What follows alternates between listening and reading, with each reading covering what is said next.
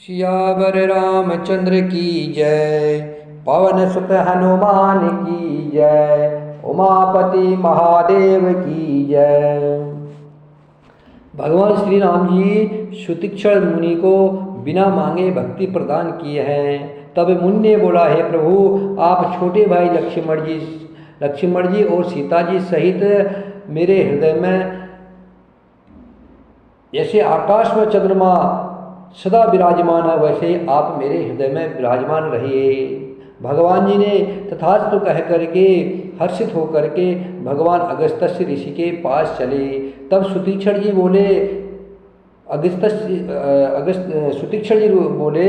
कि हे प्रभु, अगस्त्य ऋषि मेरे गुरु जी है। गुरु के दर्शन पाए बहुत दिन हो गए हैं, इस आश्रम में मुझे बहुत दिन हो गए हैं, इसलिए मैं भी आपके साथ चलूँ। अब प्रभु संग जाऊ गुरु पाही, तुम कहनाथ निहोरा नाही। देखी कृपा निधि मुनि चतुराई, लिए संग बिहसे दो भाई। अब मैं भी प्रभु आपके साथ गुरु जी के पास चलता हूँ। इसमें हे नाथ, आप पर मेरा कोई एहसान नहीं है। मुनि की चतुरता देख करके कृपा के भंडार श्री रामचंद्र जी ने उनको साथ में ले लिया और दोनों भाई हंसने लगे। पंथ कहत निज भगति अनूपा, मुनि आश्रम पहुँचे सुरभूपा। तुरत सुतीक्षण गुरु पहि गयऊ, करि दंडवत कहत अस भयऊ। रास्ते में अपनी अनुपम भक्ति का वर्णन करते हुए देवताओं के राजराजेश्वर भगवान श्री रामचंद्र जी अगस्त्य मुनि के आश्रम में पहुँचे। सुतीक्षण तुरंत ही गुरु अगस्त्य जी के पास गए और दंडवत करके ऐसा कहने लगे। नाथ कौशलाधीश कुमारा, आए मिलन जगत आधारा। राम अनुज समेत बेदेही, निस दिनु देव जपत हो जेही। हे नाथ, अयोध्या के राजा दशरथ जी के कुमार जगदाधर श्री रामचंद्र जी छोटे भाई लक्ष्मण जी और सीता जी सहित आपसे मिलने आए हैं, जिसका हे नाथ आप रात दिन जप करते रहते हैं। अगस्त्य मुनि रात दिन श्री राम जी के राम नाम का जप कर रहे थे। आज राम जी उनके आश्रम में गए तो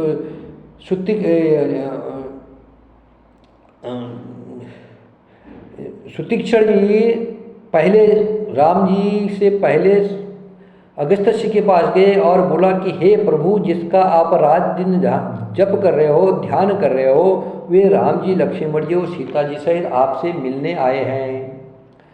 सुनत अगस्त्य तुरत उठी धाये, हरि बिलो की लोचन जल छाये। मुनि पद कमल परे दो भाई, ऋषि अति प्रीत लिए उरलाई। यह सुनते ही कि राम जी मुझसे मिलने आ रहे हैं, अगस्त्य मुनि तुरंत ही उठ दौड़े। भगवान को देखते ही उनके नेत्रों में आनंद और प्रेम के आंसुओं का जल भर आया। दोनों भाई मुनि के चरण कमलों पर गिर पड़े, अर्थात दोनों भाइयों ने मुनि के चरण कमलों में प्रणाम किया। ऋषि ने उठा करके बड़े प्रेम से उन्हें हृदय से लगा लिया। सादर कुशल पूछ मुनि ज्ञानी, आसन पर बैठा रे आनी। पुनि करी बहु प्रकार प्रभु पूजा, मोहि सम भाग्यवंत नहीं दूजा। ज्ञानी मुनि अगस्त्य जी ने आदर पूर्वक कुशल पूछ करके उनको ला करके श्रेष्ठ आसन पर बैठाया। फिर बहुत प्रकार से प्रभु की पूजा करके कहा, मेरे समान भाग्यवान आज दूसरा कोई नहीं है। अगस्त्य मुनि जी श्री राम जी से बोल रहे हैं, प्रभु आज मेरे समान भाग्यवान दूसरा इस जगत में कोई नहीं है। जह लगी रहे अपर मुनि वृंदा, हर्षे सब बिलो की सुख कंदा। मुनि समूह मह बैठे सन्मुख सबकी ओर। शरद इंदु तन चितवत मानहु निकर चकोर। सियावर रामचंद्र की जय। वह जहाँ तक जितने भी अन्य मुनिगण थे वहाँ पर और भी बहुत सारे मुनि लोग, जितने भी मुनि लोग बैठे थे, सभी आनंद कंद श्री राम जी के दर्शन करके हर्षित हो रहे हैं। मुनियों के समूह में श्री रामचंद्र जी सबकी ओर सन्मुख होकर के बैठे हैं। राम जी ऐसे बैठे हैं सबकी ओर मुँह करके, अर्थात प्रत्येक मुनि को श्री राम जी अपने ही सामने मुख करके बैठे दिखाई देते हैं। सबको ऐसा लगता है कि राम जी मुझे ही देख रहे हैं, और सब मुनि टकटकी लगाए हुए राम जी के मुख को देख रहे हैं, राम जी के मुख कमल को देख रहे हैं। ऐसा जान पड़ता है मानो चकोर का समुदाय शरद पूर्णिमा के चंद्रमा की ओर देख रहा है। जैसे चकोर चंद्रमा को देखता है, वैसे सारे मुनिगण श्री रामचंद्र जी की तरफ देख रहे हैं। तब रघुवीर कहा मुनि पाही, तुम सन प्रभु दूराव कछु नाही। तुम जानहु जेहि कारण आयौ, ताते तात न कही समुझायौ। तब श्री राम जी ने मुनि से कहा, हे प्रभु आपसे तो कुछ छुपाव है नहीं। भगवान श्री राम जी अगस्त्य मुनि से कह रहे हैं, हे प्रभु आपसे कुछ छिपाव नहीं है, आपसे हम कुछ छुपा नहीं सकते। मैं जिस कारण से आया हूँ वह आप सब जानते हो, इसी से हे तात मैंने आपसे समझाकर कुछ नहीं कहा। अब सो मंत्र देव प्रभु मोही, जेहि प्रकार मारो मुनि द्रोही। मुनि मुस्काने सुनि प्रभु बानी, पूछे हो नाथ मोहि का जानी। तब मुनि अगस्त्य जी राम जी से कह रहे हैं, हे प्रभु, राम जी अगस्त्य मुनि से कह रहे हैं, हे प्रभु आपसे हम कुछ छुपा नहीं सकते हैं। मैं किस कारण से वन में आया हूँ वह आप सब जानते हो, इसलिए हे प्रभु अब आप मुझे वही सलाह दीजिए जिस प्रकार से मैं मुनियों के द्रोही राक्षसों को मारूं।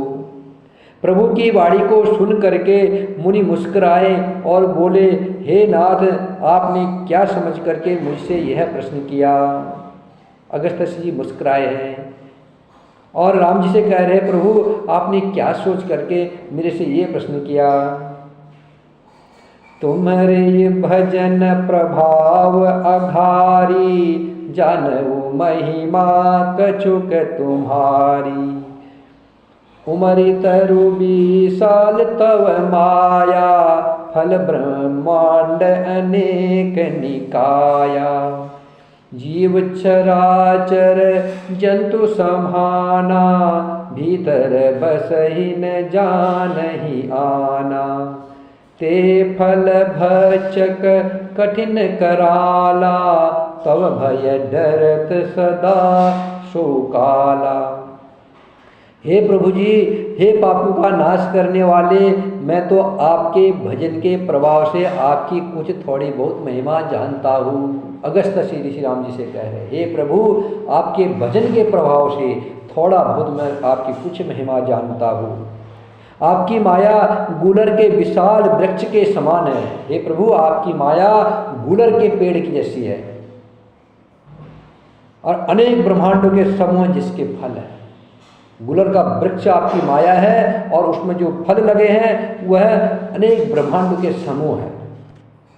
चर और अचर जीव, जितने भी सृष्टि में चर अचर जीव हैं वह गुलर के फल के भीतर रहने वाले छोटे छोटे जंतुओं के समान उन ब्रह्मांड रूपी फलों के भीतर बसते हैं और अपने उस छोटे से जगत के सिवा दूसरा कुछ नहीं जानते हैं। कितनी सुंदर बात अगस्त्य श्री राम जी से बोले, हे प्रभु आपकी माया गुलर का पेड़ है और ये ब्रह्मांडों का समूह है, उसके फल है।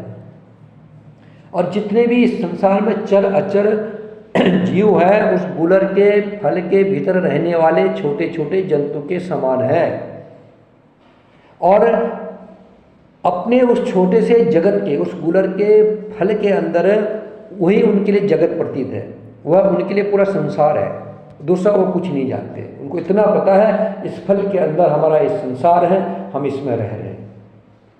और आपकी माया गुलर का पेड़ है, उसके एक एक फल ब्रह्मांड के समूह है। और इस जगत के जितने भी चराचर पुरुष नर नारी, जितने भी पशु पक्षी, जलचर नभचर थलचर हैं, जो जल में रहने वाले, शरीर में रह धरती पर रहने वाले और आकाश में विचरने वाले जितने भी सब जानवर हैं, वो सब उस गुलर के फूल के अंदर अपने छोटे से जगत में रह रहे हैं। और उन्हें सिर्फ इतना ही पता है कि बस संसार इतना है, और दूसरा उनको कुछ पता नहीं है। उन फलों का भक्षण करने वाला कठिन और कराल काल है। उन फलों को कौन खा रहा है? कठोर काल खा रहा है, मृत्यु उनको खाई जा रही है। अर्थात सब जगत मृत्युमय है। इस जगत में जो जन्मा है वो मृत्यु को प्राप्त होता है। ये फल पूरा आपकी माया गुलर का पेड़ है, और उसके अंदर जो उसके जो फल है पेड़ के, वो फल ब्रह्मांड के समूह हैं। और उसके अंदर जो छोटे छोटे जीव जंतु रहने वाले हैं, वो पशु पक्षी मनुष्य सब लोग हैं। और उन्हें वह अपना पूरा संसार लग रहा है। और फल को कौन खा रहा है? मृत्यु काल खा रहा है, कठोर काल, कराल काल उसको खाया जा रहा है। वह काल भी सदा आपसे भयभीत रहता है। जो काल उसको खाया जा रहा है वह भी प्रभु आपसे भयभीत रहता है। ते तुम सकल लोकपति साई, पूछे वो मोहि मनुज की नाई। यह बर मांगऊ कृपा निकेता, बसऊ हृदय श्री अनुज समेता। उन्हीं आपने समस्त लोकपालों के स्वामी होकर भी मुझसे मनुष्य की तरह प्रश्न किया है। हे कृपा के धाम, मैं तो यह वर मांगता हूँ कि आप श्री सीता जी और छोटे भाई लक्ष्मण जी सहित मेरे हृदय में सदा निवास कीजिए। अविरल भगति बिरति सतसंगा, चरण सरोरहु प्रीति अभंगा। यद्यपि ब्रह्मा अखंड अनंता, अनुभव गव्य भंजहि जेहि संता। अस तव रूप बखानऊ जानऊ, फिरि फिरि सगुण ब्रह्मारति मानऊ। संतत दाशन देहु बड़ाई, ताते मोहि पूछेहु रघुराई। मुझे प्रगाढ़ भक्ति, वैराग्य, सत्संग और आपके चरण कमलों में अटूट प्रेम प्राप्त हो। यद्यपि प्रभु आप अखंड और अनंत ब्रह्मा हैं, जो अनुभव से ही जानने में आते हैं और जिनका संतजन भजन करते हैं। यद्यपि मैं आपके ऐसे रूप को जानता हूँ और उसका वर्णन भी करता हूँ, तो भी लौट लौट कर मैं सगुण ब्रह्मा में आपके इस सुंदर स्वरूप में ही प्रेम मानता हूँ। आप सेवकों को सदा ही बढ़ाई दिया करते हैं। इसी से हे रघुनाथ जी, आपने मुझसे पूछा है। हे प्रभु परम मनोहर टाऊ, पावन पंच बटी तेहि नाऊ। दंडक बन पुनित प्रभु करहु, उग्र साप मुनि बर कर हरहु। बस कर बास करहु तह रघुकुल राया, कीजे सकल मुनि पर दाया। चले राम मुनि आयुष पाई, तुरत ही पंच बटी नियराई। गिद्धराज से भेंट भई, बहुविधि प्रीति बढ़ाई। गोदावरी निकट प्रभु रहे प्रन ग्रह छाई। सियावर रामचंद्र की जय। सुतीक्षण जी बोल रहे हैं, प्रभु आप भक्तों को बढ़ाई देते हो, इसलिए आपने मुझसे पूछा है कि मैं राक्षसों को कैसे मारूं, वह मुझे सलाह बताओ।